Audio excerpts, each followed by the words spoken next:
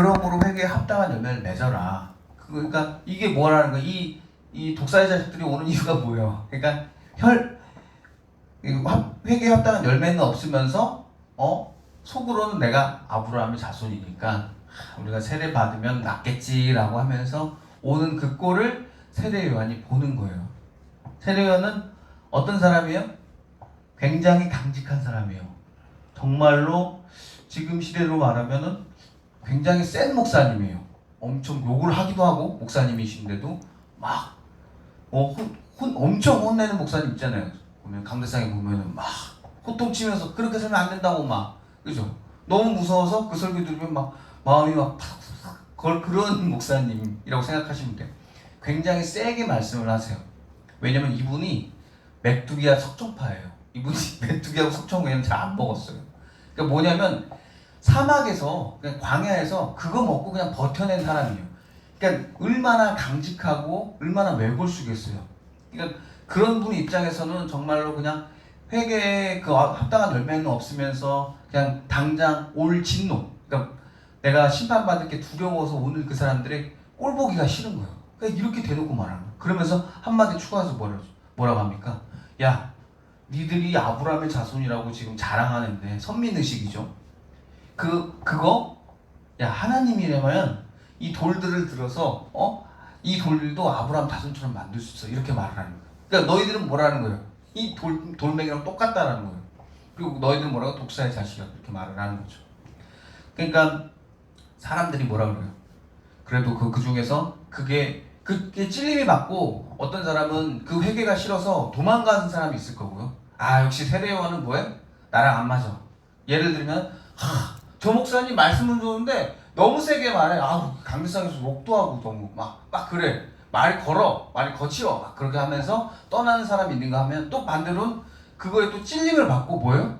회개한 사람 있잖아요. 또 그런 사람이 그런 케이스가 있어요. 그러니까 뭐라 그래요? 우리가 그럼 어떻게 합니까? 그러니까 너희들 부한 사람은 부자인 사람, 옷이 두 벌 있는 사람은 한 벌 나눠주고 너희들 지금 먹고 있는 사람은 못 먹고 있는 사람 주고 그리고 너희들 만약에 나란 일을 하느냐 세리냐 세금을 거는 사람이냐 그러면 너 나란 일 똑바로 해라. 네가 하는 일에 주어진 최선을 다해라. 그리고 군인이라면 괜히 다른 사람들 시비 걸어서 뺏지 말아라. 요렇게 말씀을 합니다. 요게 우리 7장과 14절 원래 전체 읽을 부분의 내용을 그냥 한 절로 오늘 축약해서 말을 했습니다. 우리가 직분이라는 게 있으면 좋죠. 저도 목사라는 직분을 갖고 있어요. 제 아내는 사모라는 직분을 갖고 있고 제 아들, 딸들은 성도라는 직분을 갖고 있어요. 그리고 우리 부모님들도 직분을 다 갖고 있어요. 근데 우리가 가끔 그 직분이 능력이 없을 때가 있어요. 언제 능력이 없냐면 내가 직분을 가졌다고 교만해지면 능력이 날아가요. 쉽게 말해서 내가 집사야, 내가 권사야, 내가 장로야, 내가 목사야, 내가 감리사야, 내가 감독이야, 내가 감독회장이라고 하면서 내 직분을 내가 갖고 있는 신앙보다 더 앞세울 때 우리는 어디에 앉게 되냐면 교만의 자리에 앉게 돼요. 그래서 그 교만의 자리에 앉게 되면서 교만과 직분을 뭘로 바꿔요? 여러분의 믿음과 신앙으로 바꿔요. 그러면 여러분 믿음이 없는 직분은 능력이 없어요. 아무 능력이 없습니다. 그걸로 절대 구원 못 받습니다. 하지만 오직 진실한 믿음 위에 있는 그 직분만이 능력을 발휘할 수 있어요. 근데 지금 이 요한한테 세례배로 받으러 온 이 사람들이 그런 사람들인 거예요. 나 아브라함의 자손이야. 우리 구원 받을 거야. 하나님이 우리 백성 택했어. 하면서 뭐를 해요? 아무 선한 행동은 안 하는 거예요. 그 이름만 내세우면서 사는 존재들인 거예요. 교회 내에서도 교회 일은 아무것도 안 하면서 뭐예요? 우리 4대가 장로 집안이야. 우리가 아펜젤러 때부터 믿었어. 우리가 언더우드 때부터 믿었어. 막 이러고 자랑을 하고 다니는 거예요. 그런 분들은 그 열매로 그분은 우리가 알 수 있어요. 자기 자랑이 툭 줄나요. 어디 가나 막 내가 4대째, 내가 3대째, 우리 다음 생 5대째 믿는 사람이다. 우리 집안의 목사가 몇 명이다. 막 이런 거 자랑하면서 돌아다녀요. 자기 자랑해요. 근데 능력은 없겠죠. 왜냐면 누가 봐도 그건 교만한 거니까요. 그 열매가 나오는 거예요. 그에 합당한 그 열매가 튀어나오는 겁니다. 당시 이스라엘 사람들도 이러는 거예요. 우리가 아브라함의 자손이잖아. 하나님이 택했잖아. 이삭 모르냐? 아브라함이 이삭 바쳤잖아. 본인은 바치지도 않으면서 바쳤는데 왜 했잖아. 신앙이 과거형이에요. 늘 남들 앞에서 과거형. 내가 뭐 했다. 누가 뭐 했다. 그때 뭐 했잖아. 우리 가족이 그때 콩금 해가지고 저 교회 세우잖아. 막 이러면서 자랑을 하죠. 한두 번이죠. 한두 번 할 때 그런 자랑이 한두 번 할 때 그게 덕이 되지. 그게 많아지면 오히려 이제 그때부터는 귀가 따가워요. 여러분 뭐라고요? 믿음이 없는 직분은 능력이 없습니다. 오직 진실한 믿음 위에서만 그 직분이 능력을 발휘하는 거예요, 여러분. 여러분들도 어디 가서 교만과 여러분의 직분을 바꾸지 마세요. 여러분의 신앙을 직분으로 바꾸지 마세요. 그렇게 해서 이제 세례요한에게 이제 회개하러 온 이들이 이제 회개를 안 받아주죠. 그러면서 하시는 말씀이, 야, 너 지금 니들 솔직히 그러니까 세례요한이 무슨 파라고요?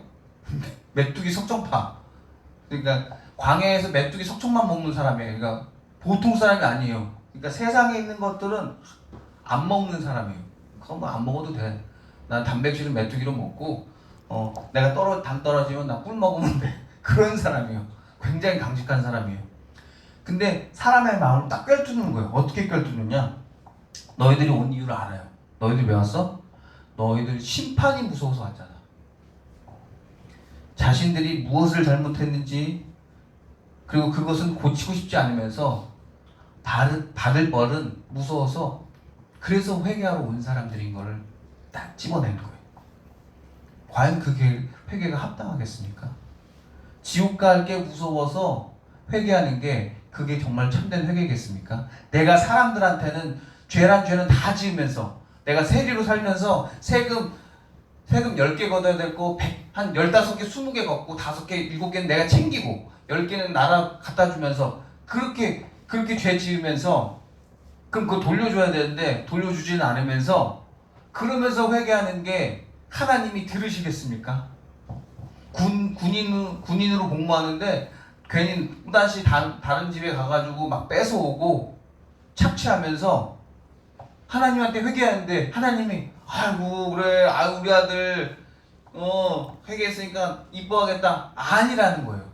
지금 세례요한은 그런 거 절대 그런 일이 일어날 수가 없다고 얘기를 하는 거예요. 그건 말도 안 되는 소리라는 거예요. 너희들 그래서 뭐예요? 회개에 합당한 열매를 맺지 않으면 안 된다라고 하는 거죠. 그러니까 이 사람들이 회개하려고 하는 사람들의 심상태 이거예요. 현대적으로 해석을 해줄게요.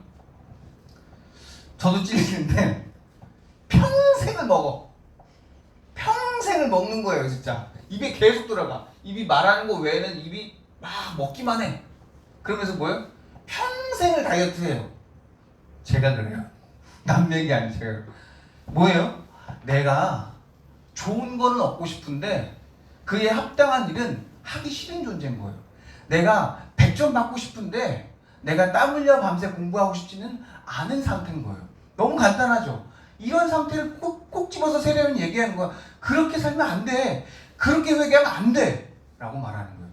너희들이 살 빼고 싶어? 그럼 먹지 마. 저녁에 갑자기 설교 때 웃기긴 한데, 예를 들어서 설명하는 거니까, 너희들이 살 빼고 싶다면, 다이어트를 해야 된다면 저녁에 먹을 거 먹지 마. 그리고 너 뭔가 얻고 싶다면 때로는 열심히 막 땀 흘려서 공부해. 막 그렇게 하라는 거예요. 근데 그런 것 없이 그냥 좋은 것은 얻고 싶고, 내가 지금 하고 있는 당장에 좋은 거는 또 그것도 놓고 싶지 않은 그런 못된 심리 상태를 콕 집어서 얘기하는 거예요. 사람들 착취하면서, 사람들 거 뺏으면서, 노력은 안 하면서, 되게 게으르게 살면서, 먹을 거를 다 먹으면서 살이 빠지기를, 우아한 모습이 되길 바라는, 그건 못된 거죠. 세례요한이 그걸 꼭 집어서 얘기하는 거예요. 오늘 저도 이 말씀을 듣고 저녁에는라도 좀 덜 먹어야겠네요. 세례요한은 바로 그 부분을 찝은 거예요. 너희들 제발 회개한다고 했으면 그냥 걸맞는 일을 좀 해라. 니들 그리고 지금 솔직히 회개하는 게 솔직히 너희들 같은 경우는 더 세금 더 부과하는 건 그대로 하면서 하나님한테 받을 심판은 안 받고 싶은 거잖아. 그걸 콕 집어서 얘기하는 거야. 너희들 살 빠져서 몸매 우아하고 싶은데, 몸매 굉장히 호리병처럼 이쁘고 싶은데, 또 입에 단 거, 짭짤한 거 그거는 못 놓는 그런 니들 못된 심리 아니냐. 다 그걸 탁 집어서 얘기를 하시는 거예요. 그러니까 절대 그걸로는 회개받을 수, 용서받을 수 없다라고 말하는 거예요. 평생을 먹으면서 평생을 다이어트 하는데 네가 평생 그 몸매로 살겠느냐?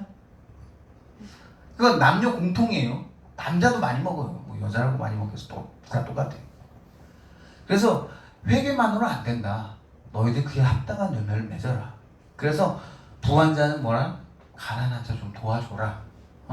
그거 자꾸 뺏어가냐? 그 당시 왜냐면 그 당시 부함은 우리 지금 시대의 부함과 달라요. 그 당시 부함은 거의 착취를 통해서 많이 얻어지는 부함이었어요. 실제로 전쟁을 일으켜서 로마 같은 경우는 전쟁을 일으켜서 밤에 날아가서 착취하고 식민지 만들어서 거기서 뺏어가죠. 그렇게 부해진 거예요. 그래서 그 부함은 잘못됐기 때문에 얘기하는 거예요. 지금의 부함을 지금 현대적인 부함으로 생각하면 안 돼요. 그래서 지금 현대적으로 현대 지금 부자인 사람들을 막 정죄하고 그러시면 안 돼요. 니들이 내 거 뺏어 이러시면 안 돼요. 그거는 그렇게까지 해석하면 위험해요. 그러니까 이 과거의 부자를 말하는 거예요, 여러분들. 오해하지 마세요. 그리고 나란 일을 하는 사람들, 세리들 똑바로 세금을 걷어라. 그 당시 똑바로 세금을 안 걷었다는 소리예요. 또 지금의 세무사들을 정죄하시면 안 돼요. 전혀 다른 내용입니다. 그렇게 자기 일에 똑바로 하지 않고 불성실하게 한 사람이라고 생각하시면 될 거예요. 그리고 군대도 군인도 마찬가지예요. 그런 내용입니다. 자, 그런데 이게 약간 예수님이 오기 전에 세례 요한의 이야기잖아요. 세례 요한은 약간 뭐예요? 행동파예요. 그러니까 합당한 열매를 맺어, 니들. 똑바로 살아. 그래서 굉장히 시니컬하게 얘기를 했어요. 근데 누가 왔어요, 이제? 그 뒤에 올 분이 오잖아요. 누구요? 예수님이 오잖아요. 예수님이 오시면 어떻게 말을 해요? 예수님이 이런 말 안 해요, 예수님 이렇게 말 안 해요. 카리스마가 있잖아요. 예수님 어떻게 말씀하시냐? 가난한 사람 부한 사람 뺏어서 가난한 사람 쪽 이렇게 얘기하잖아요. 어떻게 하냐면 먹을 게 없어? 없어? 그러면은 지금 있는 거라도 갖고 와봐. 갖고 온 게 뭐예요? 물고기 2마리, 떡 5개 갖고 오는 거예요. 하늘에 축사를 합니다. 그러니까 뭐예요? 먹을 게 쏟아지는 거예요. 왜요? 세례 요한과 예수님의 차이는 이거예요. 성령과 세례 요한은 성령을 안 받았어요. 그러니까 성령의 능력을 몰라요. 그러니까 자기가 행위로 어떻게든 선하게 살아야 된다. 그거에 꽂혀 있는 사람이에요. 물론 그래서 그렇게 살아서 이 사람은 무슨 파라고요? 메뚜기 석정파예요. 근데 반면에 예수님은 어떤 파예요? 한잔파예요. 한 잔 마셔도 된다. 그래서 실제로 예수님이 포도주를 마시기도 했어요. 그래서 예수님이 잡히기 전에 나 이제 더 이상 포도로 나오는 것은 마시지 않겠다 이런 게, 그 얘기는 뭐예요? 이미 전에 세상 사람들과 혹은 때로는 사람들과 마시면서, 제자들과 마시면서 살았다는 거예요. 오해하지 마세요. 이 행위파인 세례 요한은 때로는 위험한 게 있는데 자기 공로에 빠질 수가 있어요. 야, 내가 저 사람 도와줬잖아. 야, 나 하나님 뜻대로 살아가잖아 하면서 그걸 자기 공로로 살아가요. 왜냐면 이건 성령의 체험이 없어서 그래요. 즉 이 사람들은 행동이 변해야 마음이 변한다는 생각을 갖고 있는 사람들이에요. 그러니까 먼저 내가 하는 행동도 변해야 돼. 내가 착하게 살아야 내 마음 안에 착한 마음이 깃든다라고 생각하는 사람이었어요. 왜냐면 세례 요한 때는 성령이 없었기 때문에 그래요. 성령에 대한 체험도 없었고 그랬기 때문에 우리가 성실하게 살아야 된다고 생각을 했던 사람이에요. 근데 이게 잘못됐느냐? 이거 잘못되지 않았어요. 왜냐면 그럴 수 있어요. 왜냐면 착하게 행동하다 보면 사람 착해지기도 하거든요, 실제로로. 근데 이렇게 행위하다가 착해져야 되는데 그것이 착해지지가 잘 않아요. 그래서 바울이 뭐라고 선포하냐면, 오라 공고한 자로다 누가 나 이 사망의 몸에서 건져낼까? 내가 선을 행하길 원하는데 내 마음에 악이 함께 있는 것을 봤도다라고 그래요. 알았도다 그래요. 그렇구나. 내가 자기 공로에는 한계가 있구나. 이 메뚜기 석정파에 한계가 있어요. 뭐냐면 내가 선을 행할수록 자기 공로에 빠질 위험성이 점점 더 커지는 거예요. 내가 큰 업적을 이뤄낼수록 더 큰 자기 공로에라는 어떤 유혹과 함정이 계속해서 다가온다는 거예요. 이거를 떨쳐낼 수가 없어요. 그래서 내가 선을 행하길 원하는데 악이 함께 있는 것을 내가 알았고 느꼈다라는 거예요. 바울도 그렇게 고백을 해요. 근데 반대로 예수님은 어떤 파냐면, 옛날로 그 한 잔 파잖아요. 한 잔씩 드시면서 우리 세상 사람과 두루두루 친해지는, 이분은 행위보다는 마음이 먼저인 거예요. 그래서 뭐라 그래요? 결국 세례요한도 지금 부자 한 사람이 또 나눠줘야 되고, 그리고 세리들은 정직하게 살아야 되고, 부인들은 착취하지 말아야 되고, 율법의 가지수가 또 늘어나는 거예요. 예수님 뭐였어요? 율법의 가지수를 늘리게 하는 것보다 줄여나가신 분이었어요. 그래서 뭐예요? 두 가지로 줄였죠. 그죠? 하늘로는 하나님을 사랑하고 옆으로는 이웃을 사랑해라. 요 마음이 중요하다라고 했죠. 그게 신령과 진정으로 하나님께 예배하는 거다라고 정말 함축적으로 딱 줄여버렸어요. 왜냐하면 예수님은 성령이 함께 하시기 때문에 그래요. 그래서 내가 마음에 좋은 마음을 품으면, 내가 하나님을 사랑하고 내가 내 이웃을 사랑하고 그 좋은 마음을 품으면 행위는 뭐한다? 자연스럽게 따라오는 거다. 그렇게 예수님은 믿으셨던 분이에요. 그래서 그렇게 설파하고 다니셨죠. 그런데 중요한 건 둘의 공통점이 있어요. 그렇다고 그럼 예수님은 그럼 막 살아도 되냐? 그건 절대 아니에요. 예수님도 뭐라고 얘기하냐면 그 열매를 통해서 그 사람을 알 수 있다고 그렇게 얘기했어요. 그러니까 너희들이 똑바로 믿는 거는 너희들이 우리한테 말하기는 나 예수님 믿어요라고 막 말하고 다니고 그런 마음 품었어요라고 하지만 우리가 그걸 알 수가 없잖아요. 근데 그럼 예수님이 그렇게 말했어요. 열매로 알 수 있다. 그 사람의 열매를 보면 알 수 있다.